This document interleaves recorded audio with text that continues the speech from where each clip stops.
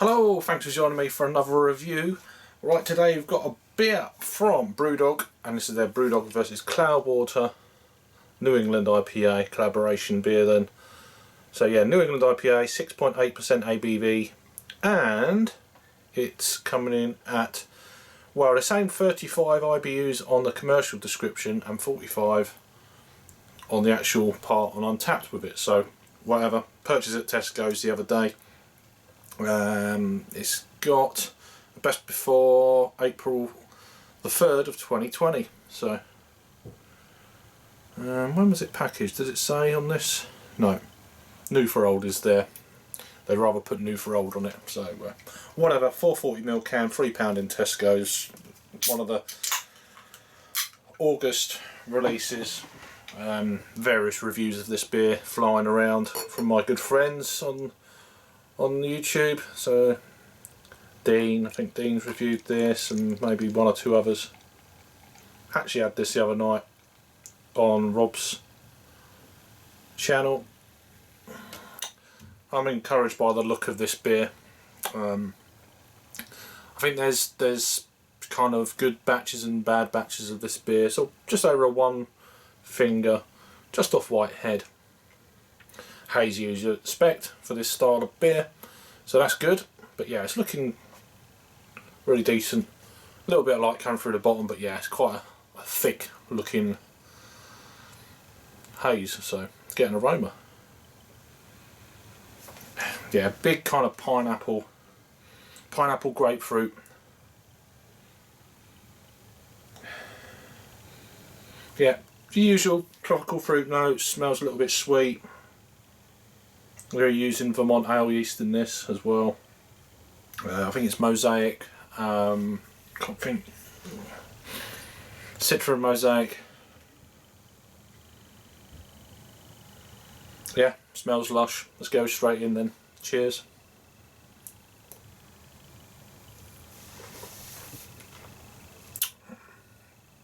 And it's just tasting exactly the same as my first can that I had the other day, which is nice. I'm a bit worried about getting one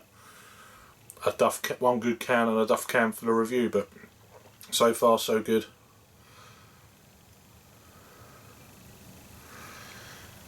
Just getting that in there. Go on, a flake in that, love.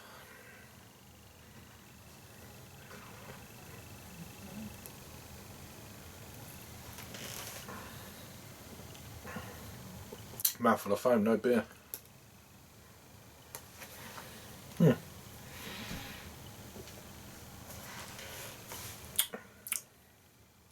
Yeah, sweet,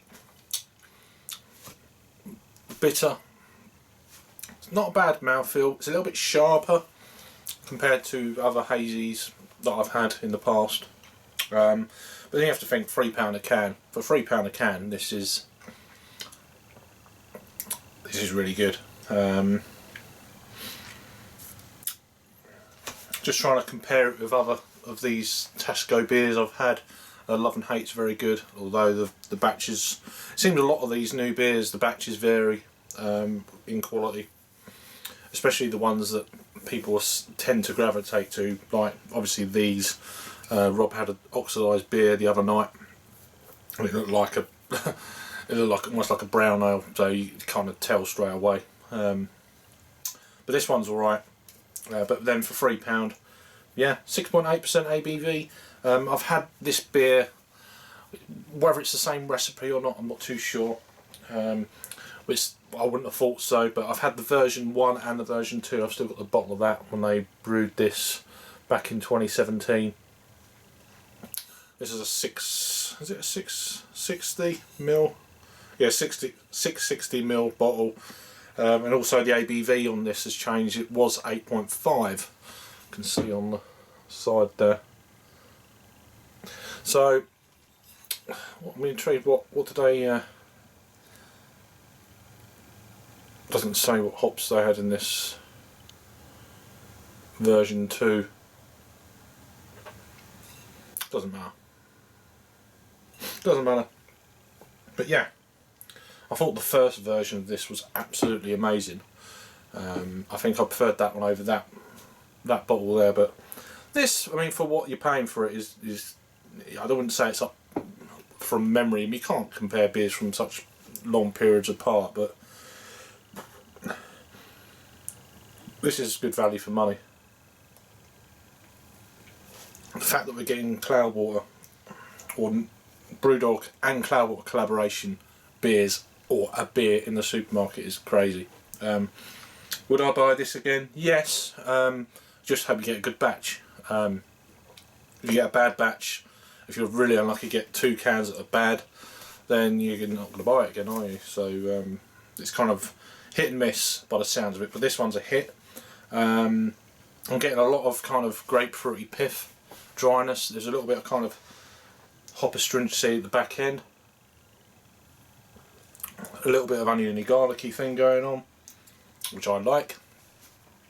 It's not too kind of green. Maybe it is a little bit green, but very little. I've had much kind of sharper kind of intake at the back end than this. I'm guessing it's a fairly new, newish can, and I know this has got a longer shelf life than the one that Rob had, so I don't know what batch that was, but I think these two are the same batch, and yeah, really good. Anyway, I'm going to keep this a bit short, but yeah, go out and try it for yourself. I mean, they're in most of the Tesco's extras, I would assume.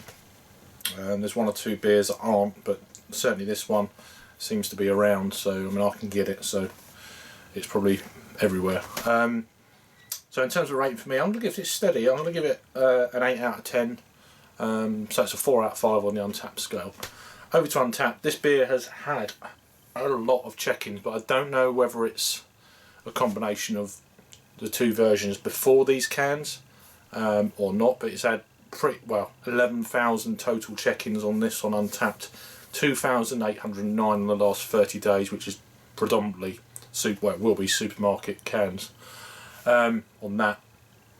But then it's had 8,379 ratings, then coming in at 4.11, which is for a supermarket beer, that has got to be a record, I'd say, for that kind of score on Untapped for £3 a can. You know, but again, is that incorporating the other 2 versions into one generic thing on Untapped? Who knows? But yeah, I'm giving this a 4. I think it's an absolute steal for £3 a can. Go out and try it for yourself. That's what I say. Yeah, I'd definitely buy this again, and I will be buying it again on my next trip up to my local Tesco. So there you go. Let me know if I've had it before down below. Check out, do a little Google search. I think Dean has had this, and yeah, my good friend Peter over at the Clueless Drinkers had this. I'm trying to think who else has had this. My close friends, I can't think of anyone, but anyway, do a Google search and see what you get. So I might even link my 2 previous reviews of this down below, just for shits and giggles. So whatever, let me know down below if you had it before, and I'll see you on the next review. Cheers.